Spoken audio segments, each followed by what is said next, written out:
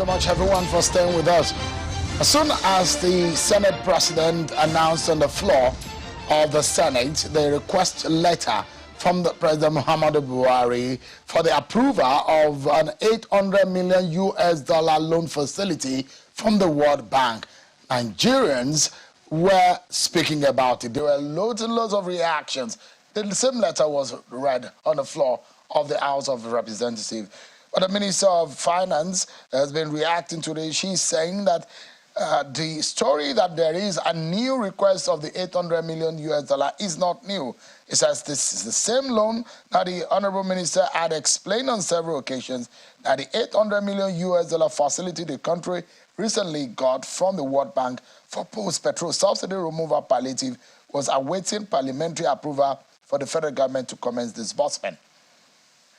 What does this sound right morally, financially, economically, and governance-wise for Nigeria to be seeking this depth of facility, considering the already neck-breaking debt burden that the nation is facing? These are some crucial questions. And there are those who have said this will even worsen the already bad situation that the Bola Tinubu government will be inheriting. Well, let's get some perspectives and some benefit of knowledge and insight from a former deputy governor of the Central Bank of Nigeria, a lawyer and political economist, Professor Kingsley Moghalu. He joins us live from the United States. Thank you so much, Prof, for joining us. Let's shoot straight. Prof, how do you receive the news of, or how did you receive it, the news of Nigeria requesting, well, the minister has said it is not new. It has already even, in fact, gotten a nod from the World Bank to get an $800 million loan. If you were Bola Tinubu, for example, or Muhammadu Buhari, would you be seeking a loan considering the debt burden that Nigeria currently is having on its hands? Well, I am on record. I'm one of those Nigerians, and there are many of us, I suspect, who believe that Nigeria is borrowing too much and generating too little in revenue to pay back those loans. And so, we're borrowing for a lot of wrong reasons. I don't think it's right to borrow money to pay palliatives, because that is not a sustainable approach to the matter of subsidy removal. But since it's not a new loan, according to the Ministry of Finance, and it seems that they had already reached that agreement, I think it's more appropriately, given how late it is in the day for the outgoing administration, I think it is more appropriate to allow the new administration to make its own decisions as to how it wishes to go about these obligations, in terms of subsidy removal, whether or not there will be palliatives to cushion its effects and things like that. I think it's too late in the day to be drawing down that loan at this time. It's just very late. There will be a handover in the next 10 days or so. So what's the point? Let the incoming administration look at it and decide how it wants to proceed. So there are those, there are concerns, though. Some of the facts which raises concern include the manner in which these monies will be utilized. And there are those who are asking that the World Bank should reject that offer or that request from Nigeria. And Prof, let me give you an understanding of perhaps how this money is supposed to be disbursed. It's supposed to be disbursed to about 50 million vulnerable Nigerians or 10 million households as part of its fuel subsidy palliatives. It's supposed to be a cash transfer scheme to poor and vulnerable people in both rural and urban areas, and is supposed to have been given to spent on good works, non-consulting services. 10.74 million of the 23.3 million is supposed to be part of a consultancy of this sum, this total sum. I mean, if you look at those breakdown, do you see any untoward undertone there? Well, it's not about undertones, really. I think it's more about what's the record. in terms of social safety net administration in Nigeria. There are lots of good intentions, but the record is not very encouraging. There is also evidence that there has been a lot of fraud in many of these schemes. And so I think we should say, let what buzzed last night be a mosquito. Whatever it was that buzzed, but let's just call it a mosquito and move on into the incoming administration and let them take their decisions and take their responsibility for it. That's what I would say. I think, the matter of consultants or this or that, the whole matter of poverty in Nigeria and social safety net administration needs a comprehensive, redesign. I don't think it's robust enough. The intentions are good, but the administration of it so far has not had any real impact on the lives of Nigerians and poverty levels and things like that. So we need to redesign the whole thing to make it sustainable. Can you sustain it by borrowing? What country borrows to make social safety net payments? It's an oxymoron. You have to generate revenues. The new administration that is coming in has to think about how to generate revenue. It might want to think about how to generate quick revenues, how to generate mid-term revenues, and how to generate longer-term revenues. These are three different approaches.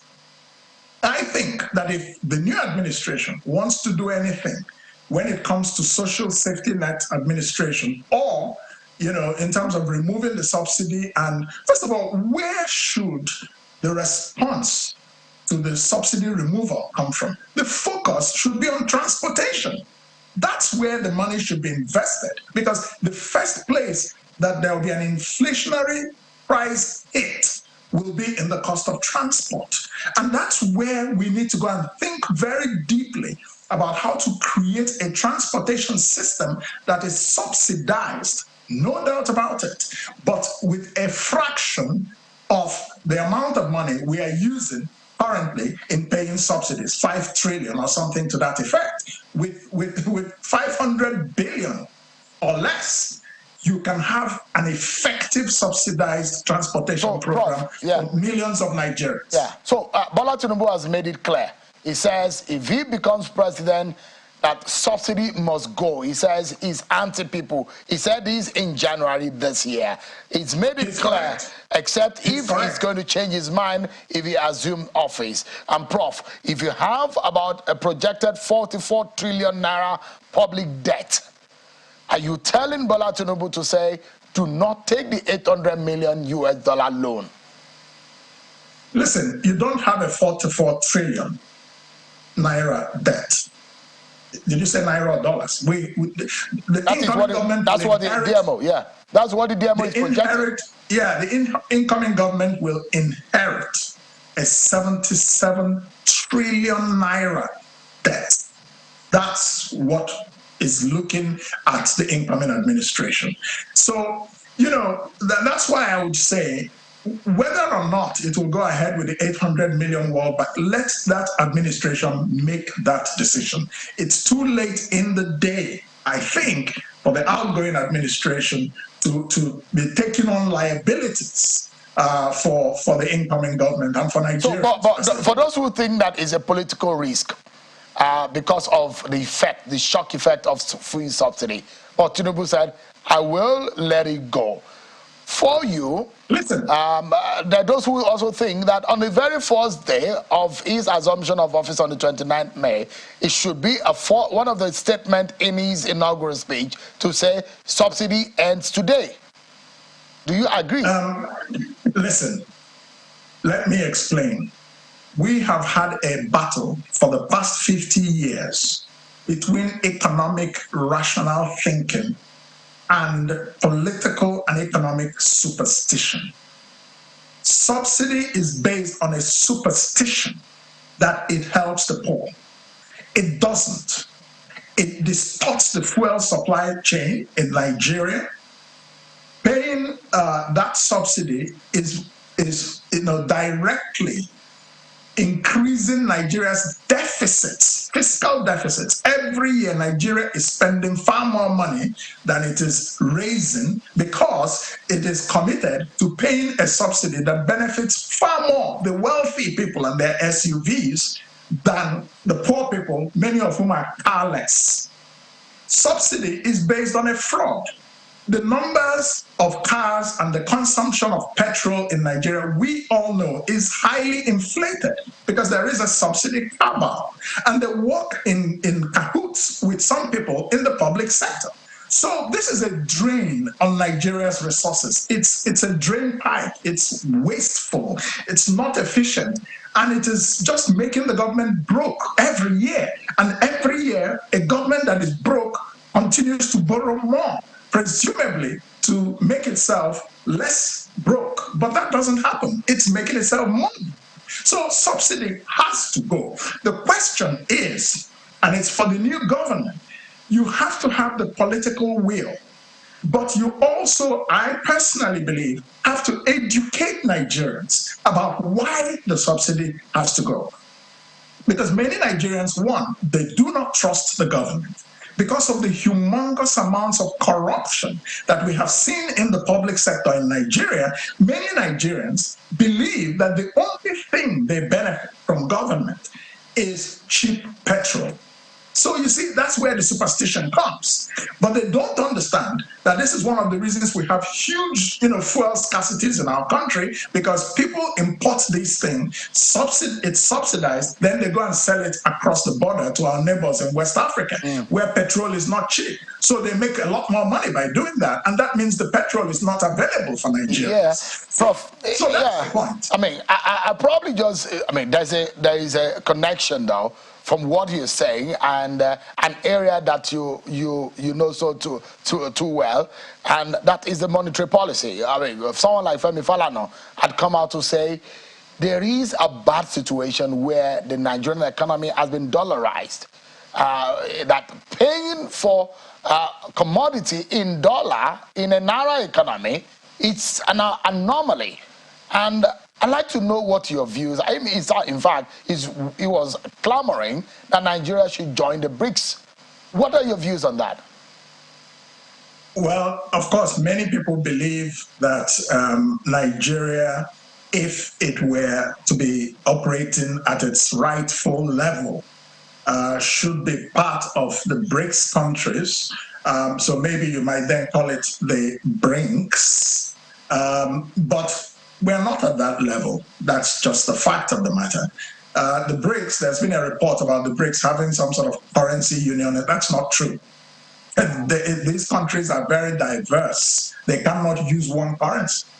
The dollar is the major international currency of transactions.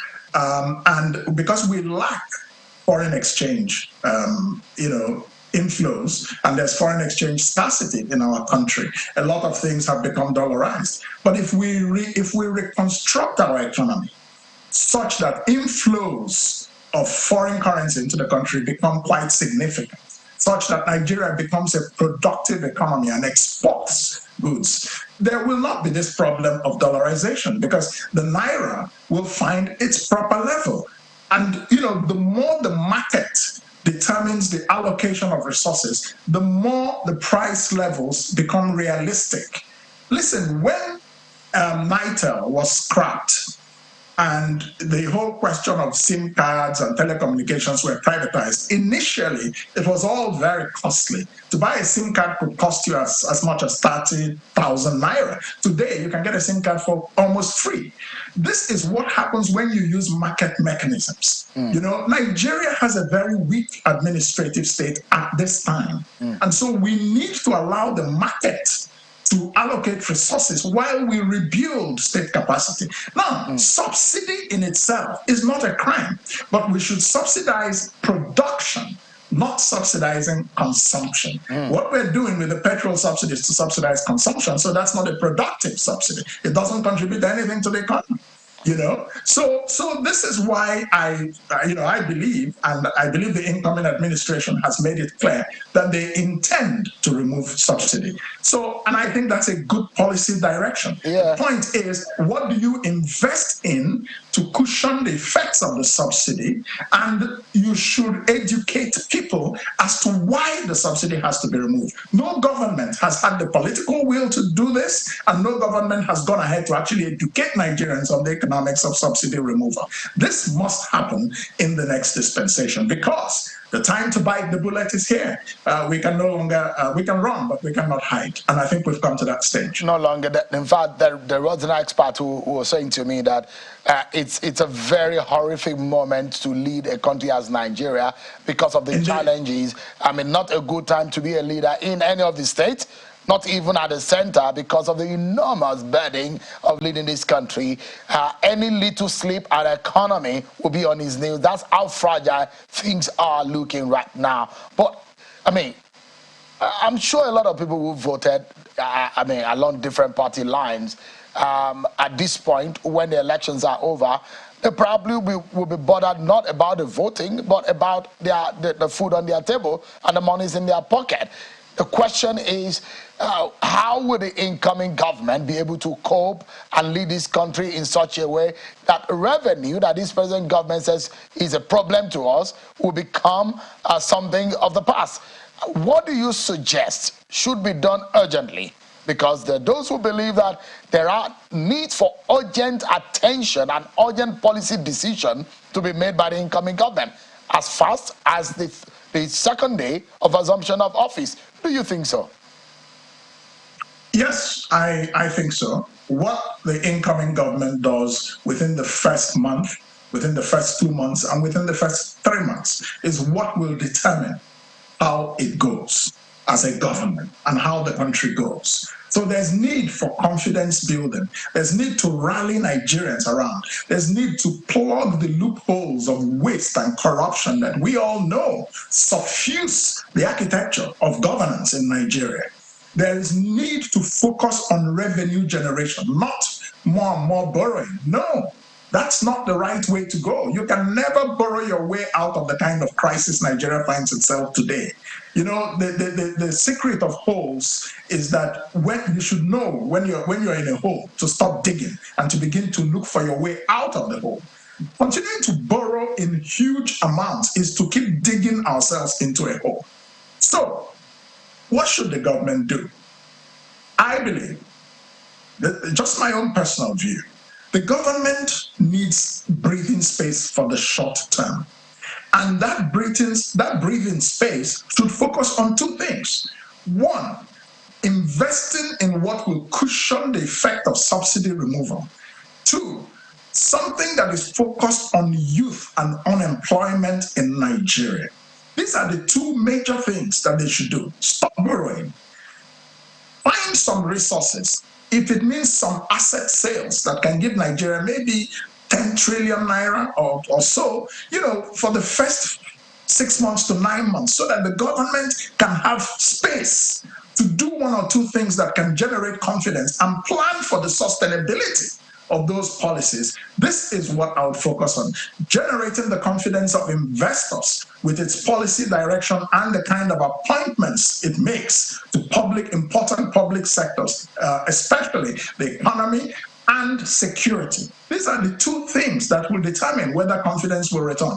Inclusive appointments of competent Nigerians, security measures to improve the security environment, and the actual policies that will begin to generate confidence. There's too much of a role for the state, and that creates a lot of inefficiencies. It creates arbitrage. It creates a lot of opportunities for corruption. The foreign exchange problems need to be tackled by the central bank, and I believe that, all the multiple exchange rates should be unified, and that Nigeria should let go of government control of the foreign exchange rate. It's hurting the economy. It's not helping it. Prof, thank you so much indeed. These are very deep insight that you have given us tonight as a people, as a nation, and the incoming government. I'm very sure they are listening tonight and they have taken their own notes. And perhaps my own, although I'm not an economist, but I am a very, very strong believer in the fact that federating units need to rise up and play their own roles. Federal government is not the only element in the governance structure in this country. Governors cannot be lazy. They need to rise up and do the hard work too. I totally agree, but that tasks the incoming government on the matter of constitutional restructuring back to a proper federalism. It's one of the things that will also determine whether the government succeeds or not. If the government caves into vested interests and refuses to devolve more and more powers, then they're not doing the right thing. You know, but you need to carry people along. You need to make the case for why restructuring favors every part of Nigeria. And the economic case for restructuring is completely unassailable. It is watertight. Thank you so much. Kingsley Moghalu, the former deputy governor of the central bank, a lawyer, an economist, and a former presidential candidate. Thanks so much indeed for your thoughts tonight. Appreciate it. Thank you. Thank you for having me. Thank you so much indeed.